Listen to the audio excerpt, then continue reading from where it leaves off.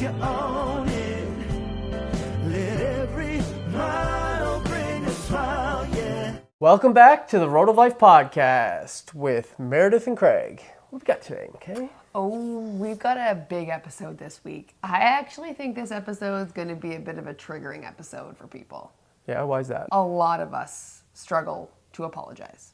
Apologizing is something that's really hard for a lot of people and for a lot of reasons.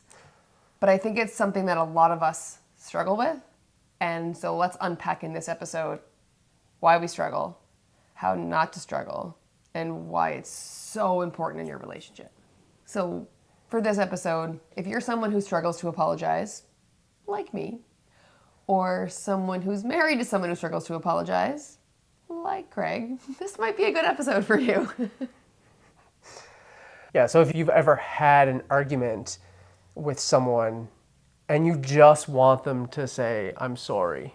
They double Basically, down. they double down and they're like dug in and they get defensive and are just Changing the subject. on you. unwilling to go there. Yeah, I have actually. I know you have.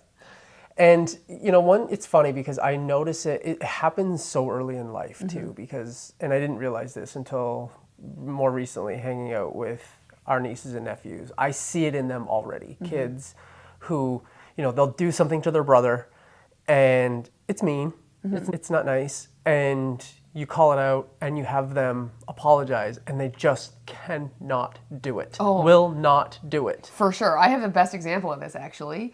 Is years ago now, I was babysitting my cousin. I won't name her. I'm sure she's not listening, but just in case. She was like 8, 9, and she was really mad at her dad. And she was throwing a complete freaking tantrum on the floor. Like arms and legs, just flailing. And eventually I'm like, listen, kid, you're being really mean to me. What you're doing is not very nice. You've got no problem with me, but you're yelling and screaming and crying and whatever. You owe me an apology. And she wouldn't do it. And then she left the room and she came back with a Post-it note on her lips that said, I'm sorry. Couldn't bring herself to say the words. She's not even 10. Couldn't bring herself to say the words, I'm sorry, but knew she needed to apologize. And so did what she could. I will tell that story at her wedding yet. But you're right, it starts early. Real early. It's a skill that either gets taught early or doesn't. And the longer it takes to learn it, the harder it becomes. Yeah. And it's just such a critical skill in relationships, especially a marriage, but in all your relationships, really. It's something that it's not just the act of I'm sorry and contrition. It's taking ownership and accountability for your actions. And really, it's about building trust. If you make a mistake, that's one thing. If you double down on it, you completely lose trust. But if you say, okay, I'm sorry, and I see it differently now, and I apologize for how I came across or how I hurt you or whatever it is, then that builds trust with the other person. They're like, okay, that wasn't intentional. They didn't come from a place of trying to hurt malice. me. Yeah. They're trying to do right by it. So, okay, let's move on from this. And they're owning it, so you can trust them in the future. Because it's not a matter of if you will mess up in a relationship, marriage or otherwise. Yeah. Business partnership, friendship, parents, it doesn't matter. It's not a matter of if. It's a matter of when. Yeah. And so apologizing when you inevitably step in it or do something, we all do it. It's amazing how a lot of us have been raised or conditioned or socialized to view apologizing as a weakness. Yeah. And therefore we don't want to do it. Well, it stems from not wanting to admit that you're wrong, right? For me, I grew up with this form of perfectionism. I know you led the episodes owning your not being able to apologize easily. I also have that same trait. It's inherent in me from childhood, not wanting to be wrong. It's that perfectionism. Yeah, your inherent value, your belief in your value comes from being flawless, from not making mistakes. So admitting to a mistake as a perfectionist is virtually impossible because your self-worth It's tied for to me, so tied to not making mistakes and being perfect. So if I have to admit I've made a mistake, then I'm not perfect, therefore my self-worth doesn't exist. Yeah. And so that's a big one. Another one is being afraid of being seen as weak or wrong. If you've made a mistake, then it ties to perfectionism, but you have a deep-seated fear of being seen as weak or being seen as wrong. Yeah, some people don't want to lose their power in a Yeah. relationship, and they feel as though if they apologize that they're now relinquishing some sort of power, which is not good, No. even just thinking about it from a power struggle. But Yeah. but some people, that's how they view relationships. Yeah.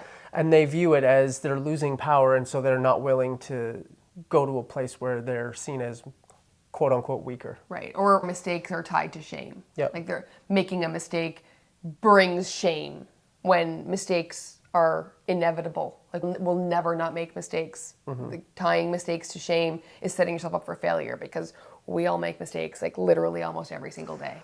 Then there's the people who, rather than apologize for a mistake, if it's called out, will get incredibly defensive. And we know some people like this. For sure. Will get incredibly defensive, and they, I guess, just feel attacked. They take it as a personal attack on their value, and that is deeper insecurities. Yeah, that's masking some much deeper insecurities, and it leads to scorekeeping because you don't want to be seen as losing the argument. You want to dig your heels in and be right and win. And the question really comes back to be, do you want to win? Or do you want to be right? Do you want to or be do you happy? want to be happy? Yeah. It really can be that simple. Yeah. Too many people are looking to be right, Yeah. and not enough to just let the ego go and just be happy. Yeah. And I actually think you're really good at this. I think you underestimate your ability to do this. I see you do it a lot in relationships where you're able to rise above, be the bigger person, even though you want to be right. And I do. You do, I know you do. But I see it even just in recent times. You've got this ability to, I'm just going to let that go. I'm going to go high. And I'm going to be the bigger person here. I'm going to let this little thing go, because there's more important at stake here, whether it's a more important issue that you need to address or the relationship itself. Yeah. And just keeping the peace. It's not worth, this little thing is not worth going to that place. Yeah. It's not a boundary for me that I'm willing to negotiate on or whatever. Yeah, for sure. Yeah. Another reason I think is it can be really hard for people to apologize is you didn't learn it. Like when you're not role modeled behaviors growing up, it becomes really hard to learn them as adults. Like it's not your fault. It's not your fault that you're a perfectionist. It's not your fault that you've attached mistakes to shame. Like none of that's your fault, but it's your responsibility now. So yes, I believe a lot of us conditioned, especially in schools and stuff, that like mistakes are bad. So I don't want to own my mistakes. I can't have the red marking on my test. Totally, like it comes right? from Like that we're all like, that was drilled into me growing up that like mistakes are bad. So owning them became really hard for me. And then when you're not taught what owning them looks like, when you aren't role modeled apologies growing up, it becomes a skill that you just didn't really learn and no one teaches it to you. So it's not your fault you don't know how to apologize, but it becomes your responsibility to learn it as you get older because it is a really critical skill in your relationship. Yeah. And it's really underestimated that people think it's a weakness. Admitting wrong is a weakness, when truly it's actually a strength. When you're able to do this in your relationships, one, it models courage, but two, we already talked about it, but it just really builds that trust and it solidifies and deepens your bond with someone when you're able to admit mistakes and move forward from them. Oh, if you can't do that, you can't connect because I can't trust you. If you never own a mistake, then I can't trust you. You don't create any emotional safety for me to do the same thing. I think another reason people struggle with apologizing is they confuse impact and intent. Like, I didn't mean to hurt you. I didn't mean to hit you with my car. Yeah. I did hurt you. Yeah. Like, I didn't intend to. Yeah. But apologies are not predicated on intent. Apologies are predicated on impact. Yeah. What I said wasn't intended to hurt you. That's cool. But the impact was that it did. Right. So you apologize for the impact that you had, not for the intention that you had. And that can be confusing for people. I saw that at work a lot too. Like, oh, I didn't mean to hurt their feelings. I didn't mean to make them feel excluded. I didn't mean to not hire them for the job or whatever the case was. But you did. You did overlook them. You did talk over them. You did interrupt them. You did all those things, and that did hurt their feelings, and that did impact them, so you apologize for the impact. So what happens to a marriage when it goes without apology? Oh, well, first of all, conflicts don't get resolved or repaired. Most importantly, repaired, I think. They don't get resolved for sure. You start fighting over the same stuff over and over again. Over and over. And it gets brought up in every fight. Yeah. Or every disagreement or every argument because it's never been dealt with, never been addressed, never been resolved. Correct. So that's still lingering out there. So it's going to be used as ammunition in future battles. Eventually, that lack of repair and lack of resolving turns into resentment. That eventually breeds resentment. That's why we need to apologize and be able to put things to bed so we don't eventually resent each other for all those things that have built up over time.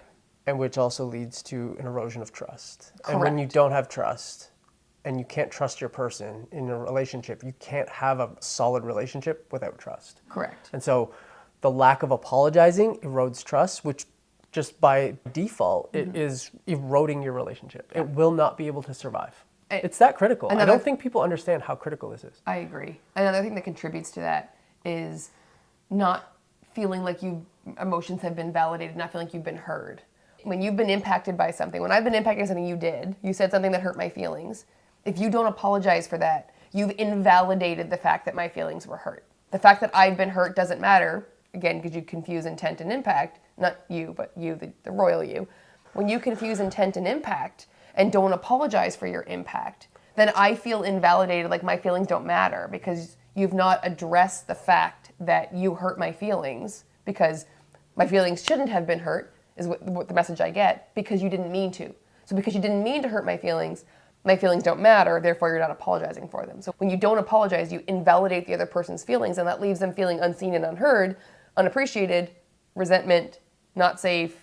You're losing your intimacy, your connection's gonna just like poof, disappear. You're gonna be completely disconnected. Complete emotional disconnection is gonna be the end result of not being able to apologize in your relationship, which is pretty significant. So how do we build the muscle? Because we have an episode where we go through what a really strong apology looks like. So I don't think we're going to dive into that. We can link to that. We'll do an abbreviated version here, but I think we can just link to that episode. I think the first thing to do is reframe. If you feel like an apology is a show of weakness and shame and losing and letting the other person win and all those things, then it needs to be reframed as a strength. Apologizing makes you trustworthy, it makes you strong, it makes you courageous, it makes you a safe space for the other person. That's how you need to frame an apology. You're not apologizing to admit defeat, you're apologizing to repair the relationship. I think it's really important to start. And it can be small, just practice doing it. Apologize for stepping on someone's foot. Apologize for the small things, little things that have happened. Oh, sorry, I bumped into you in the kitchen. Or just I'm sorry I interrupted you in that conversation earlier. You know, I wasn't paying attention. I'm sorry. I wasn't listening. I wasn't showing up as my best self. Whatever it is. But just start small and acknowledge it and apologize and commit to doing better. Yeah. Well, and that's the anatomy, really. The very basic. We go through it in detail, a framework in the other episode that we talked about. But really the very bare bones basic anatomy of a sincere apology is acknowledge it. Acknowledge what you did. Like, own it. Take your accountability. 2, be empathetic. I understand how that made you feel. I can see how you felt unappreciated in that moment. That wasn't my intent, and I'm sorry that's what happened. And then commit to do better. Like, if you cover those 3 bases, that's a sincere apology. It deals with the situation in the moment. But then there's these underlying beliefs around why apologizing is so hard. And I think there's still some important work to do on that front. Now that the apology's been made, going forward, how are we going to grow and make it so that apologizing is our norm? It doesn't feel like it's this weird thing for us, that we're able to now go into every relationship and own our stuff and apologize for it. Like, what is the shame, or what are the deeper insecurities or things that are going on within us that have made it difficult for us to, admit wrong? Right. So for me, it's doing that deeper reflection, like digging in, asking yourself why multiple times in a row until you can figure out why apologizing is so hard. And for me, the perfectionism, as a recovering perfectionist, that my self-worth is tied to not making mistakes and being perfect. So admitting a mistake was essentially for me the same as saying I'm worthless. So that was really hard. 2, I didn't have a lot of role models of it growing up. Like, I'm sure my parents apologized to each other behind closed doors. I just didn't see it. So I didn't learn that process. And I was conditioned. I was a high achiever. I was a people-pleasing, perfectionist high achiever in school, and learned really early on that mistakes are bad. Never make a mistake. Never own a mistake. Mistakes are bad. So I had some really deep-rooted insecurity and self-worth attached to apologizing. And so digging into that for you, why for you does apologizing feel so difficult? And if you need a little help with that, shameless plug for the Infinite Relationship Mastermind. 100%. Or We've got talk you to covered. us. Yeah. And the really cool thing is that when you start doing this in your relationships, in your marriage, your relationship transforms. Trust grows, you resolve conflicts faster, you deepen your emotional connection. Like, apologizing is that important that it touches on all the important variables in your relationship. When someone comes to us when their relationship is struggling, it's one or more of communication, trust, and intimacy, basically, the connection between them. Those are the three main factors that we hear from people. And apologizing will improve all three. All three.